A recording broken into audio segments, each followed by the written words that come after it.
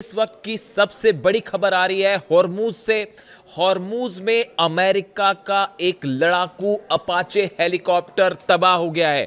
देखिए, Apache helicopter America के वो हेलीकॉप्टर्स हैं जिनका इस्तेमाल ईरान की जो बोट्स हैं, जिनसे लगातार ईरान जो है हॉर्मूज में पेट्रोलिंग करता है या हमले करता है, उन पर निशाना बनाने के लिए अमेरिका इस अपाचे हेलीकॉप्टर्स का इस्तेमाल कर रहा था। और जो खबरें हैं उसके मुताबिक अपाचे हेलीकॉप्टर हॉर्मूज में तबाह हो गया है। डोनाल्ड ट्रंप ने भी इस बात को कंफर्म कर दिया है, बल्कि डोनाल्ड ट्रंप का बयान भी आया है और उन्होंने यह कहा है कि अपाचे हेलीकॉप्टर के जो दोनों पायलट्स हैं वो सुरक्षित हैं। इस तरह का बयान डोनाल्ड ट्रंप ने दिया है। अब यह अपाचे हेलीकॉप्टर तबाह कैसे हुआ और डोनाल्ड ट्रंप ने अपाचे के दोनों पायलट्स का क्यों जिक्र किया, इसको लेकर हम बात करेंगे।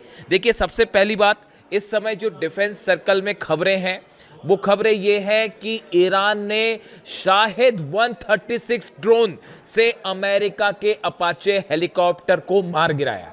यह हमला उस वक्त हुआ बताया जा रहा है जब इजराइल और ईरान के बीच लगातार मिसाइलें बरस रही थी, हमले हो रहे थे एक दूसरे के बीच। इन्हीं हमलों के बीच में हॉर्मूज में अमेरिकी हेलीकॉप्टर गिर जाता है। देखिए, अभी जो व्हाइट हाउस की तरफ से जो बयान है या अमेरिका की तरफ से जो बयान आए हैं वो इसे एक दुर्घटना बता रहे हैं कि एक हादसा हुआ, उसमें शायद कोई खराबी आई, उसकी वजह से अपाचे जो है वो गिर गया। इस तरह की खबरें हैं और रेस्क्यू चलाया गया बड़ा भारी और वो पायलट्स को किसी तरह बचाया गया, ऐसा बयान अमेरिका की तरफ से। लेकिन ऑफिशियली अभी सेंटकॉम की तरफ से या फिर व्हाइट हाउस की तरफ से या विदेश विभाग अमेरिका का, वो अभी इस बात को साफ कुछ नहीं कह रहा है कि यह हादसा था या ईरान ने हमला किया था, बल्कि एक इन्वेस्टिगेशन भी शुरू हो गया है अमेरिका में कि अपाचे क्या ईरान के हमले से गिरा है। देखिए, पहले भी इस तरह की खबरें आई कि चाहे जेरल्ड आर फोर्ड हो या अब्राहम लिंकन हो, इस तरह की तमाम खबरें थी कि इन पर हमले हुए। अमेरिका ने पहले उसको स्वीकार नहीं किया, हाथ से बताते रहे, और हकीकत यह है कि जेरल्ड आर फोर्ड का तो यह हाल हो चुका है कि वो दूसरी बार शायद उसको उतारा ही ना जाए समंदर में, इतने बुरे हाल हैं।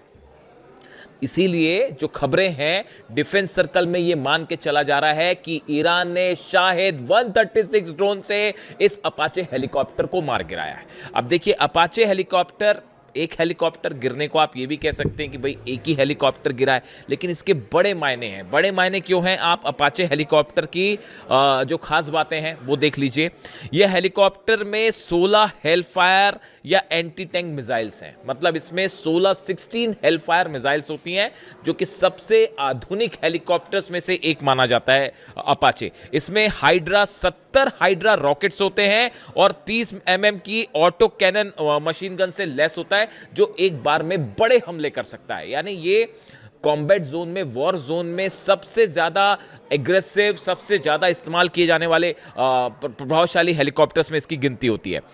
1 मिनट में कई राउंड इससे फायर हो सकते हैं। इसमें अगर आप रडार की बात करें तो लैंगोबो रडार है, जो जिसमें थर्मल, नाइट विजन सब कुछ लगे होते हैं। यानी कुल मिला के देखिए, ये एक ऐसा हेलीकॉप्टर है जो इस तरह के ऑपरेशंस में जो हॉर्मूज में होते हैं। बार बार ये बात कही जा रही थी कि अगर हॉर्मूज में कोई ग्राउंड ऑपरेशन होगा तो उसमें अमेरिका की तरफ से सबसे ज्यादा अपाचे का इस्तेमाल होने वाला है, इस तरह की खबरें थी। पिछले 1 महीने के अंदर अपाचे हेलीकॉप्टर्स की संख्या बहुत ज्यादा बढ़ गई है, खास तौर पर हॉर्मूज के आसपास के इलाकों में, जो आइलैंड्स हैं उनके आसपास के इलाकों में। देखिए, इसकी स्पीड और रेंज की बात करें तो ये 280 से 365 किलोमीटर प्रति घंटे की रफ्तार से उड़ सकता है और करीब 3 से 4 घंटे तक ये हवा में रह सकता है बिना रिफ्यूलिंग के। यानी आप देखिए, ये वो हेलीकॉप्टर है जिसको लेकर ईरान की तरफ से हमेशा से ईरान की सेना बेहद सतर्क रही है और इनके मूवमेंट पर खास नजर रखी जा रही थी कि अगर ग्राउंड ऑपरेशन होगा तो इसका इस्तेमाल होगा। अब देखिए, ऐसे हालात में जब इजराइल और ईरान के बीच मिसाइल्स फायर हो रही हैं, लगातार फाइटर जेट्स हमले कर रहे हैं, ऐसे में हॉर्मूज के में जो है वो एक अमेरिका का हेलीकॉप्टर जो ईरान के वाटर्स के, ईरान का जो सीमा है उसके बेहद करीब उड़ रहा है और उस पर हमला होता है या वो गिर जाता है। इसीलिए कहा जा रहा है, ऐसा अंदेशा है कि ये शाहिद 136 से इस पर हमला किया गया और इसको गिरा दिया गया। अब डोनाल्ड ट्रंप इसमें बार बार इन्होंने पायलट्स का जिक्र क्यों किया, इसकी बड़ी वजह यह है, जब पिछली बार 2 पायलट्स फंस गए थे ईरान में और उनको रेस्क्यू करने के लिए इतना बड़ा ऑपरेशन अमेरिका को करना पड़ा, अपने ही जहाज़ों में आग लगानी पड़ी, बड़े मुश्किल से जो है वो पायलट्स बचे। उसके बाद कल ये पैनिक हो गया था कि क्या इन 2 जो पायलट्स बैठे हैं अपाचे में, अगर ये हॉर्मूज में गिरते हैं तो कहीं ईरान की सेना, नौसेना इन्हें पकड़ ना ले। ये खौफ सता रहा था अमेरिका को, ये खौफ सता रहा था डोनाल्ड ट्रंप को कि अगर ये दोनों पायलट्स पकड़े जाते हैं तो पूरी दुनिया में फिर जग हंसाई होगी। हेलीकॉप्टर भी गिरता है, पायलट भी पकड़े जाते हैं तो फिर बड़ी मुश्किल हो जाएगी। इसीलिए बड़ी कोशिश में, आनंद फानन में जो है अमेरिका ने अपने वॉरशिप्स भेजे और किसी तरह से जो है ये दोनों पायलट्स को बचाया गया। लेकिन ये एक बार फिर हॉर्मूज में ईरान ने ये साबित कर दिया है कि हॉर्मूज में चाहे जमीन हो, चाहे आसमान हो, चाहे जो है वो वाटर्स हो, हर जगह ईरान का कब्जा है। ईरान भारी पड़ रहा है अमेरिका में। इसके साथ ही एक और खबर आई है, इराक में भी एक अमेरिकी ड्रोन, शायद वो MQ-9 रिपर ड्रोन हो सकता है, उसको मार गिराया है डिफेंस सिस्टम ने ईरान के। देखिए ये बड़ी गौर करने वाली बात है, ये इसलिए मैं इसका जिक्र कर रहा हूं। अगर इराक में अमेरिका का MQ-9 रिपर ड्रोन गिर जाता है, या हो सकता है वो इजराइल का हर्मीज या हेरॉन ड्रोन हो, इन 3 में से कोई एक ड्रोन था वो जो गिरा है, इसको ईरान के डिफेंस सिस्टम ने मार गिराया। कल जब इजराइल हमले कर रहा था ईरान के ऊपर, तो इस बात का खास ख्याल रखा जा रहा था कि फाइटर जेट ज्यादा अंदर ईरान के ना जाए, क्योंकि ये डर सता रहा था कि ईरान का डिफेंस सिस्टम मार गिराएगा। इससे आप समझिए एक बात, अपाचे का गिरना, MQ-9 रिपर ड्रोन का गिरना, 42 जो प्लेन्स गिरे अमेरिका के, ये सब इस ओर इशारा कर रहे हैं कि ईरान के डिफेंस सिस्टम में बड़ी तेजी के साथ तरक्की हुई है। ईरान ने अपने सेंसर्स से चलने वाले, इंफ्रारेड से चलने वाले जो डिफेंस सिस्टम है, इसमें कुछ नई टेक्नोलॉजी एडवांसमेंट किए हैं। हो सकता है रूस की मदद से हो, चीन की मदद से हो, या खुद ने भी अपना एडवांस डेवलपमेंट किया है। ये बड़ा प्रभावशाली साबित हो रहा है अमेरिका और इजराइल के जेट्स के खिलाफ और हेलीकॉप्टर्स के खिलाफ। इसके अलावा देखिए एक और अहम खबर, कल जब ये हमले हो रहे थे और मैंने आपको ये बताया था कि इजराइल में बड़ी तबाही हुई है, मेरे वीडियो में नीचे कई कमेंट्स आए थे जिसमें कई लोगों ने ये कहा कि इजराइल में तो कोई तबाही नहीं हुई है, इजराइल से तो कोई तबाही की तस्वीरें सामने नहीं आई है। आप कह रहे हैं कि इजराइल में तबाही हुई है। अब धीरे धीरे वो तस्वीरें सामने आने लगी है। मैंने आपको हर बार कहा कि इजराइल में जब भी कोई नुकसान होता है तो वक्त लगता है बाहर आने में। अब हाइफा की तस्वीरें बाहर हैं। जो तस्वीरें मैंने देखी हैं हाइफा में हमले की, हाइफा की ऑयल रिफाइनरी के ऊपर मिसाइल गिरी है और ऐसे जबरदस्त धमाके हुए कि देखने वाले की रूह कांप जाए। पूरे आसपास के कई किलोमीटर्स तक ये धमाकों की आवाज सुनी गई और जबरदस्त जो है टेंशन तनाव में थे पूरे इजराइल के लोग जो हाइफा के आसपास है। बिल्कुल ऐसा ही हमला बीरशेबा में हुआ, जहां कई किलोमीटर दूर तक जो है आवाजें सुनाई दी, मिसाइल्स गिरने की, आग की लपटें दिखाई दी। इसी तरह के हमले अगर हम बात करें तो अशदोद में नेवातिम और तेलनौफ, इसमें जो दोनों जगह हैं नेवातिम, तेलनौफ, ये दोनों एयर बेसेस हैं इजराइल के और सीधा हिट हुई है इसके ऊपर मिसाइल्स। अब इसकी तस्वीरें धीरे धीरे बाहर आने लगी हैं। अगर कई बार देखिए आप तस्वीरों को बाहर ना आने दें, इजराइल की तरफ से कोशिश होती है कि तस्वीरें नुकसान की बाहर ना जाए, लेकिन सैटेलाइट्स जो हैं वो हर स्थिति को बता देते हैं। चाइना के सैटेलाइट्स की तरफ से एक बार फिर यह बताया जा रहा है कि इन एयर बेसेस पे नुकसान की तस्वीरें सामने आने लगी हैं और दोनों ही एयर बेस पर बड़ा नुकसान हुआ है। यहां तक कि बेन गुरियन एयरपोर्ट को भी हिट किया गया है। यानी ये जितनी जगह आप देखिए, नेवातिम, तेलनौफ, हाइफा, बीरशेबा, अशदोद, सब जगह मिसाइल्स गिरी हैं। बताया जा रहा है 10 ठिकाने इजराइल के ऐसे हैं जो ईरान ने अपनी हाइपरसोनिक मिसाइल से जला डाले सिर्फ 24 घंटे के अंदर। और हकीकत अब ये है ईरान की तरफ से, देखिए कल असल में हुआ ये, इस बात को समझना पड़ेगा कि ये हमले कैसे हुए, ईरान ने क्यों इनिशिएट लेके हमले किए। देखिए जिस तरह से इजराइल लेबनान पर हमले कर रहा था लगातार, उसके बाद ईरान में एक बड़ी बैठक होती है, सिक्योरिटी काउंसिल की बैठक हुई। बताया जा रहा है कि इसमें ईरान के सुप्रीम लीडर भी जो है वो वर्चुअली इसमें शामिल थे इस बैठक में।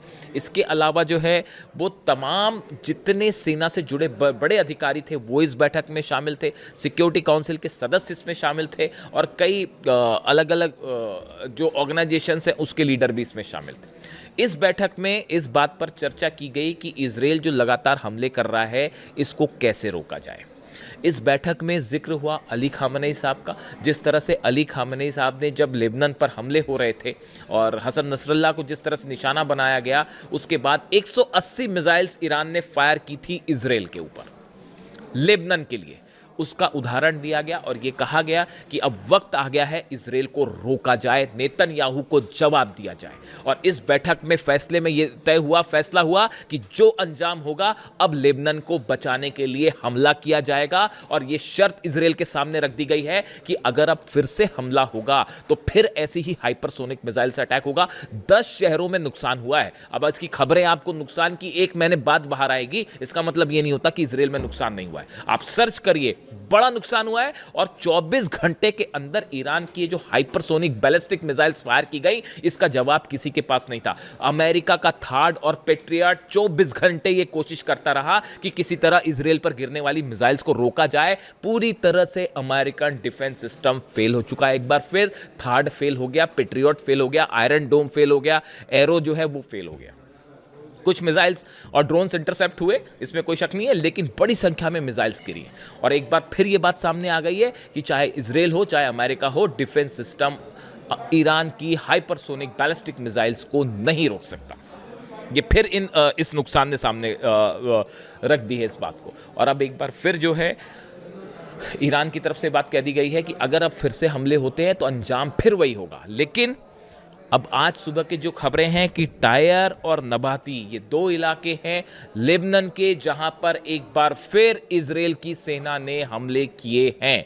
ये आज के हमले हैं, नए हमले हैं, जिसके बाद ये अंदेशा जताया जा रहा है कि अगर ये हमले जारी रहे तो एक बार फिर आज की रात ईरान की तरफ से हमले हो सकते हैं इजराइल के ऊपर। अब ये इजराइल को तय करना है कि इजराइल क्या चाह रहा है, नेतन्याहू क्या चाह रहे हैं। अब अगर किसी भी तरह का हमला होता है लेबनान में तो ईरान ने साफ रेड लाइन खींच दी है कि आपको नतीजा मिसाइलों से मिलेगा। इसके अलावा देखिए एक बेहद अहम खबर है जो कल इस पर मेरी नज़र थी। कई जगह कल सोशल साइट्स पे इस तरह के दावे हुए कि जो IRGC चीफ हैं अहमद वाहिदी साहब, इन पर हमला हुआ है। इस तरह की खबरें कल कई जगह थी सोशल साइट्स पे, मैंने देखी वो खबरें। इसको लेकर मैं 2 बात कहना चाहूँगा। पहली बात तो ये कि अभी तक किसी तरह का कोई कंफर्मेशन नहीं है कि अहमद वाहिदी साहब पर हमला हुआ है, बात नंबर 1। बात नंबर 2, ईरान के लिए ये बेहद ज़रूरी है, ईरान के लिए ये बेहद अहम है कि ईरान के जो कमांडर्स हैं या जो साइंटिस्ट हैं, न्यूक्लियर साइंटिस्ट या जो बड़े पदों पर बैठे अधिकारी हैं, इनकी हर हालत में रक्षा की जानी चाहिए। खासकर अहमद वाहिदी साहब, ये वो शख्स हैं, मैंने पिछले कुछ समय में इनको नोट किया, जो इनका एक्शन लेने का तरीका है, ये अली खामनेई साहब के बेहद करीबी रहे हैं और बेहद एग्रेसिव अप्रोच रहा है इनका। इस एग्रेसिव अप्रोच की वजह से आज आप हॉर्मूज पे बात करें, अमेरिका की सेना घुटनों पर है। अगर आप डील की बात करें, अमेरिका घुटनों पे है। ट्रंप अपनी शर्तों पर डील नहीं करवा पा रहे, उसकी बड़ी वजह है अहमद वाहिदी साहब। आज इजराइल पर अगर प्रीएम्प्टिव स्ट्राइक करी ईरान ने लेबनान के लिए, जो एग्रेसिव अप्रोच रखा है, उसमें भी बड़ी वजह, बड़ा रोल अहमद वाहिदी साहब का है। इसीलिए मैं देखिए अपने 3 वीडियो में मैं पहले ही कह चुका हूँ, आप पिछले 1 महीने के मेरे 3 वीडियो उठा के देखिए, मैं बार बार इस बात को कह रहा हूँ कि ईरान के सेना प्रमुख IRGC चीफ अहमद वाहिदी साहब इजराइल के और CIA के, अमेरिका के निशाने पर है। देखिए ये बात अच्छी है, ठीक है, कि कोई भी देश का जो अधिकारी है वो ये सोच सकता है कि मैं देश के लिए शहीद होना चाहता हूँ। ईरान के कई सेना प्रमुख हैं या इस तरह के साइंटिस्ट हैं, वो ये बात सोच सकते हैं। लेकिन साथ में बेहद अहम ये है कि ईरान के जो बड़े अधिकारी हैं वो सुरक्षित रहें, ताकि जंग में इजराइल या अमेरिका को करारा जवाब दिया जा सके। खासकर अहमद वाहिदी साहब जैसे जो लीडर्स हैं, जो एक बड़े लंबे समय तक उन्होंने ग्राउंड्स पे काम किया है, कई जंग देखी है, उससे निकल के वो बाहर आए हैं, वो एक एक चीज़ को अच्छे से समझते हैं कि कैसी रणनीति बनाई जानी चाहिए। कासिम सुलेमानी साहब के करीबी रहे, उनसे सीखा उन्होंने कैसे ऑपरेशंस को किया जाए। ऐसे में अहमद वाहिदी साहब जैसे कमांडर्स जो हैं उनकी सुरक्षा बेहद अहम हो जाती है। देखिए जब जंग होती है और जंग में जब सामने वाला दुश्मन ऐसा हो जो पल पल अपने रंग बदल रहा हो, अपने स्टैंड चेंज कर रहा हो, धोखे से हमला कर रहा हो, तो उसको उसी की भाषा में जवाब देना भी बेहद अहम हो जाता है। इसीलिए ये बड़ा अहम है कि ईरान जो है, ईरान की सेना अपने जो चीफ है उनकी सिक्योरिटी बहुत अहम हो जाती है। वो इस पूरे युद्ध में कई आगे के प्रभावों को भी तय करती है। तो इसलिए फिलहाल अहमद वाहिदी साहब को लेकर जो खबर है कि उन पर हमले की खबर कई जगह आई, इसकी कोई पुष्टि नहीं है एज ऑफ नाउ। और हालात ये हैं कि एक बार फिर लेबनान में इजराइल ने हमला किया है और जिसका नतीजा फिर वही हो सकता है जो कल देखने को मिला। एक बार फिर ईरान की तरफ से हमले हो सकते हैं। दूसरी तरफ डोनाल्ड ट्रंप के दावे और चल रहे हैं कि जल्दी ही डील होने वाली है। किससे बात कर रहे हैं, क्या डील करने वाले हैं, वो खुद डोनाल्ड ट्रंप ही समझ सकते हैं और बार बार वो ऐसे बयान क्यों देते हैं समझ के बाहर है। लेकिन फिलहाल ईरान की तरफ से स्टैंड क्लियर है कि अगर हमला होता है लेबनान पे तो फिर करारा जवाब दिया जाएगा। और अपाचे हेलीकॉप्टर डाउन है, अभी देखिए धीरे धीरे पता चलेगा कि उसकी कई कहानियां निकल के सामने आएंगी। वीडियो कैसा लगा कमेंट करके बताइए। Thank you so much.